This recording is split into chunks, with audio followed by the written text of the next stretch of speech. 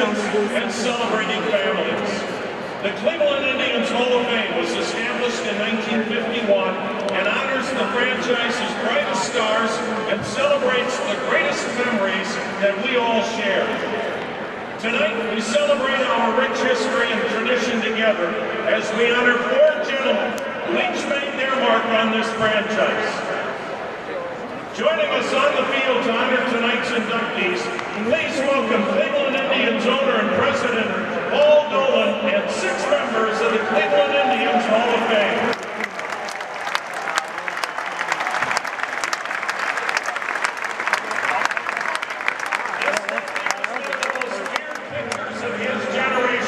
A 6-time All-Star, a 5-time American League Strikeout King, 2006 inductee, Sutton Sam McDowell.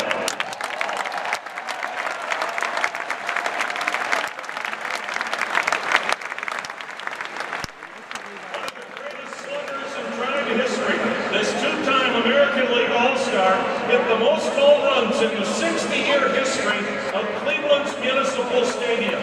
He ranked 7th on the all-time Indians home run list, 2007 inductee, Andre Thunder Thornton.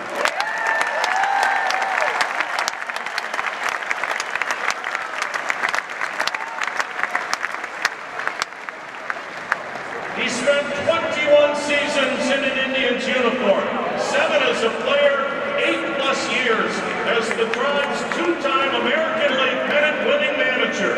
His 721 wins ranks 2nd in franchise history. He guided the Indians to arguably the finest period of Indians baseball in the mid to late 90s. 2008 inductee, Mike.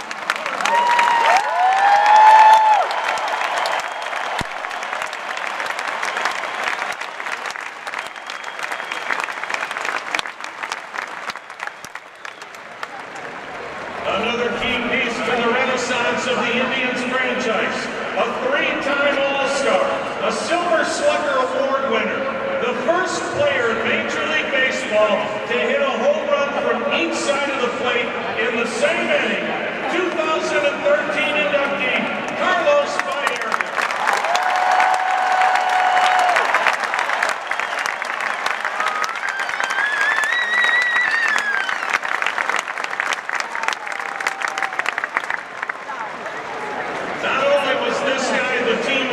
Those great teams in the 90s.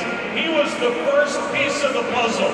The 1990 American League Rookie of the Year, a Gold Glove catcher, a 6-time All-Star, the most valuable player of the All-Star game, played right here in Cleveland in 1997, 2009 inductee, Sandy Alomar.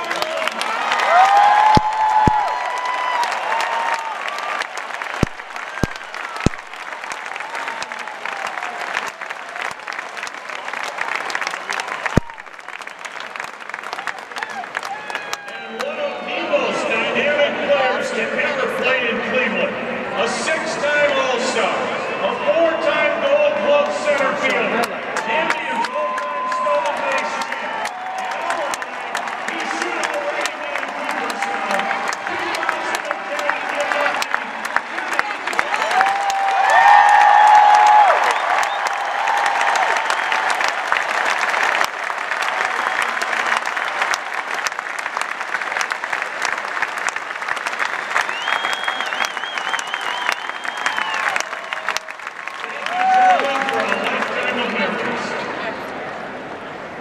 Since 1901, more than 1,700 men have worn a Cleveland Indians uniform, either for the Bluebirds, Broncos, the Nats, the Indians, and only 40 of those players have been inducted into the Cleveland Indians Hall of Fame. Tonight, we add 4 more members to this very exclusive club. Our first inductee played the final 14 years of his celebrated career right here with the Indians. He was a key member of the 1920 World Series champions. Please direct your attention to the video board as we honor the stellar career of outfielder Charlie Jameson.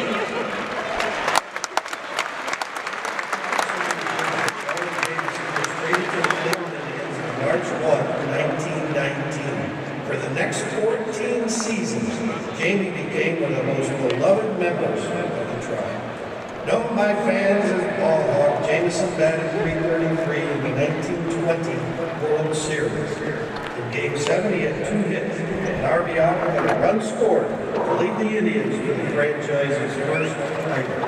He ranks in the top 10 of franchise history in games played, at-bats, batting average, run scores, hits, doubles, triples, total bases, and walks.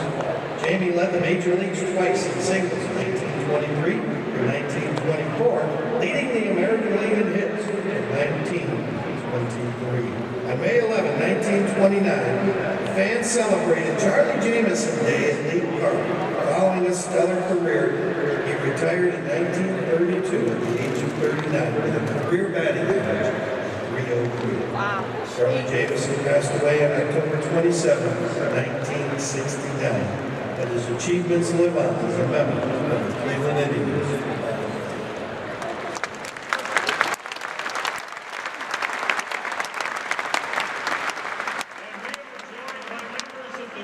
Family tonight, including Charlie's great-nephew, Jay Jameson. Welcome to Cleveland and congratulations on Charlie's induction into the Cleveland Indians Hall of Fame.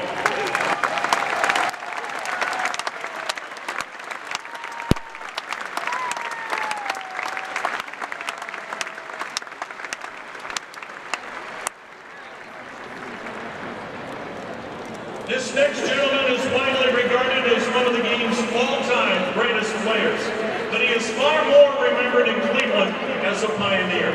He played the final 3 seasons of his career here in Cleveland with the Tribe. However, it was his moment in history that we celebrate today. On April 8, 1975, Frank Robinson became the first African-American manager in Major League Baseball history. Please direct your attention to the video board as we honor Hall of Famer Frank Robinson.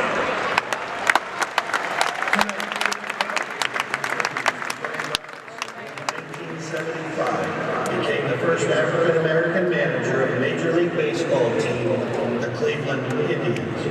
Robinson made his Major League debut in 1956 at the age of 20 with the Cincinnati Reds and was voted the National League Rookie of the Year. Over the next 15 years, he became known as one of the most feared hitters of his time. He won the Triple Crown in 1966 and was the first player in Major League history to win the MVP award in both leagues. In 1974, Robinson joined the Indians and was then named player manager in 1975, becoming Major League Baseball's first African-American manager. The moment became even more groundbreaking on the Tribe's opening day against the Yankees. Robinson stepped to the plate for the first time as player manager and hit an historic home run in front of a crowd of 56,000 at Municipal Stadium. It was home run number 575 of his career, and the Indians went on to win 5-3, securing Robinson's first win as a manager. He went on to manage the Giants, Orioles, Expos, and Nationals, and was named the American League Manager of the Year in 1989. He was inducted into baseball's Hall of Fame in 1982. To this day, Robinson continues to work in Major League Baseball and leaves a lasting legacy on the game.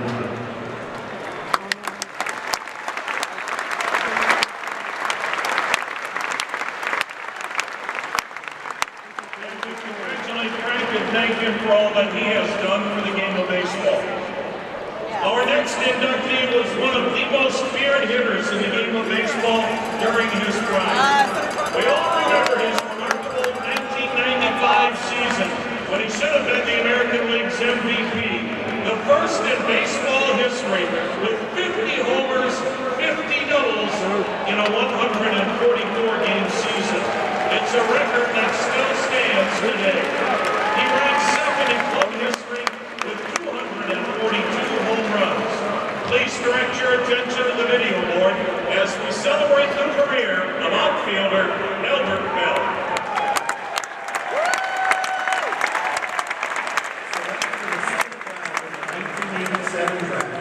Albert Bell quickly emerged as an elite talent. Less than 2 years after being drafted, Bell made his Major League debut and he signed a Thome smashed a single off Hall of Fame pitcher Nolan Ryan for an RBI single. What would follow was one of the most prolific offensive careers by an Indians player in franchise history. In 1993, Bell led the major leagues with 129 RBIs, besting Frank Thomas in a race that went down to the last day of the season. In 1995, he led the American League in 5 offensive categories, including homers and doubles, becoming the first and only player in baseball history to collect 50 home runs and 50 doubles in the same season. One of the most memorable of those homers was the game winner in July of 1995. With the Tribe trailing 5-3 in the bottom of the 9th, Bell smashed a grand slam to dead center field for a walk-off win.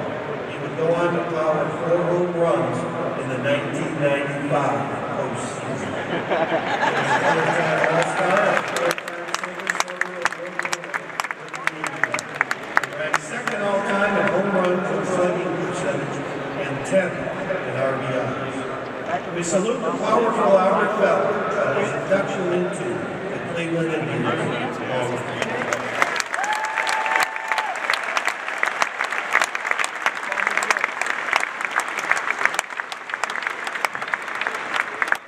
And our final inductee this evening rose from being a 13th round draft pick to become the all-time franchise leader in home runs and second to Hall of Famer Earl Averill in RBIs.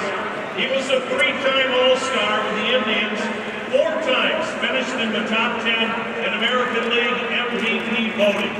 Please direct your attention to the video board as we celebrate the career of one of the greatest players in Cleveland Indians history.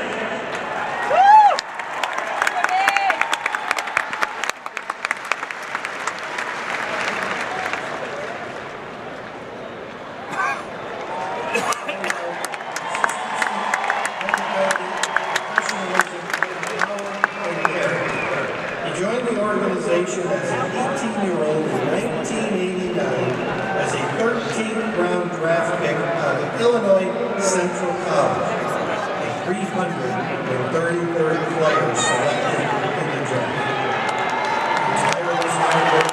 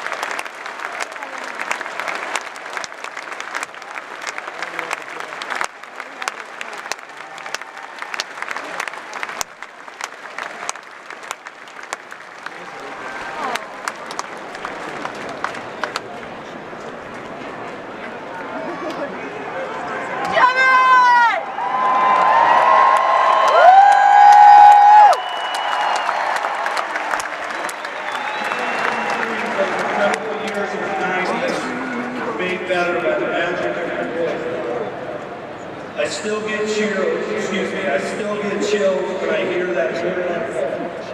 Thank you.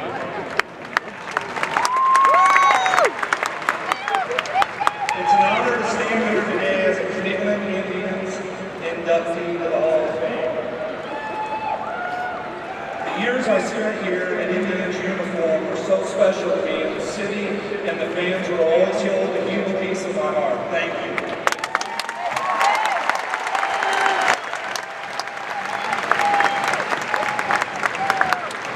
Start by remembering the man that brought me to Cleveland as a young guy, Mr. Dick Jacobs, along with John Hart, Dan O'Dowd, Mark Shapiro, and later in my career, Chris Antonetti.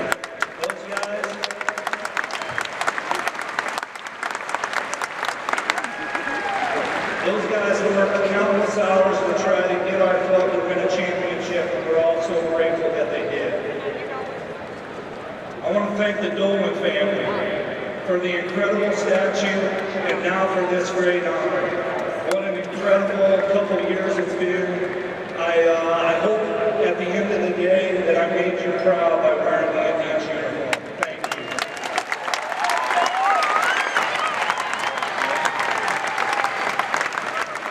The organization from the front office to the clubhouse guys, Bob DiBiasio, Mike Segi, Frank Mancini, Tony Amato, Curtis Danberg, and Bart Swain.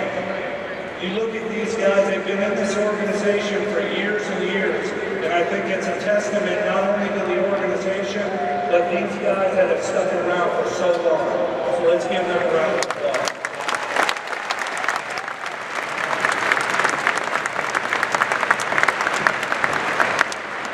Our 90s teams were managed by some incredible skippers. The guy to my left, Mike Hargrove, what an incredible guy, what an incredible manager.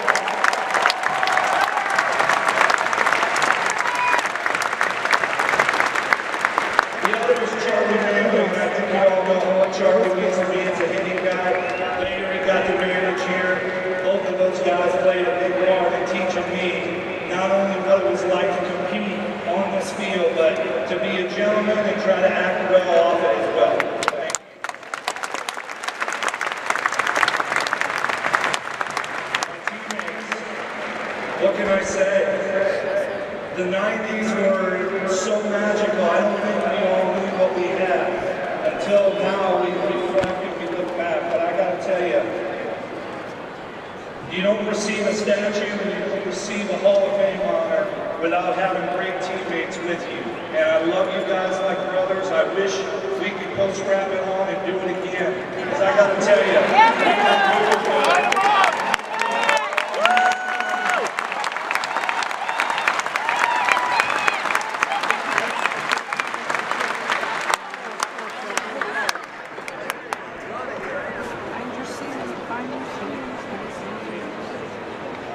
Mom and Dad,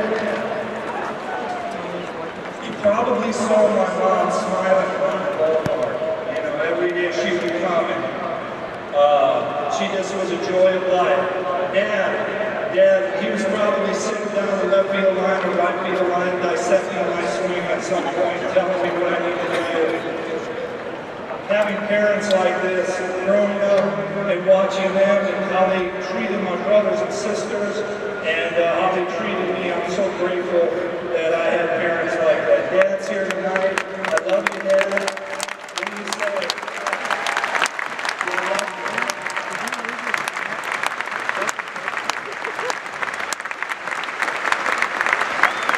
Same for my brothers and sisters, as they always have. They've made this trip. And they've always come to Cleveland and enjoyed this city from the bottom of their hearts. So thanks, guys. I appreciate that.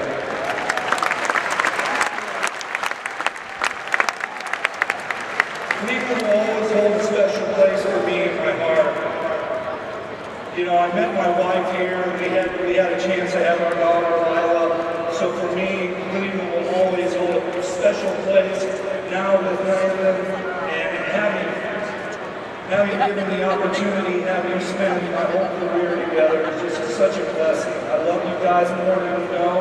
When you retire, ultimately what it's about is family and being around family, and you guys make it so fun every day.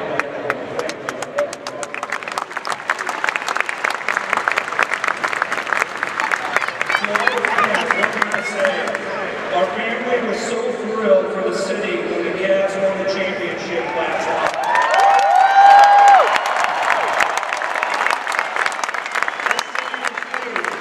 And your unwavering support for your sports teams doesn't go unnoticed by the guys that play between the lines. You are without a doubt some of the greatest fans in the game.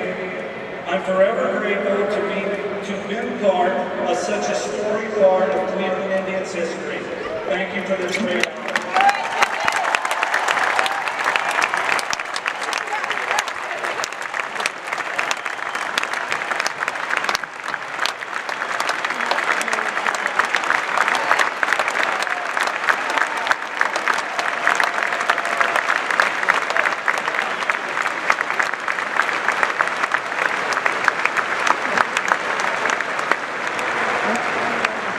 Thank you, Jimmy. Next stop, Cooperstown. Ladies and gentlemen, the four men we inducted this evening, along with the 6 Hall of Famers who joined us on this field, are among the all-time greats in Cleveland Indians franchise history. Through their individual personalities, their individual achievements, each has created his own special memories for generations of all of us Indians fans. We thank them. We are honored to recognize their special contributions to the Cleveland Indians.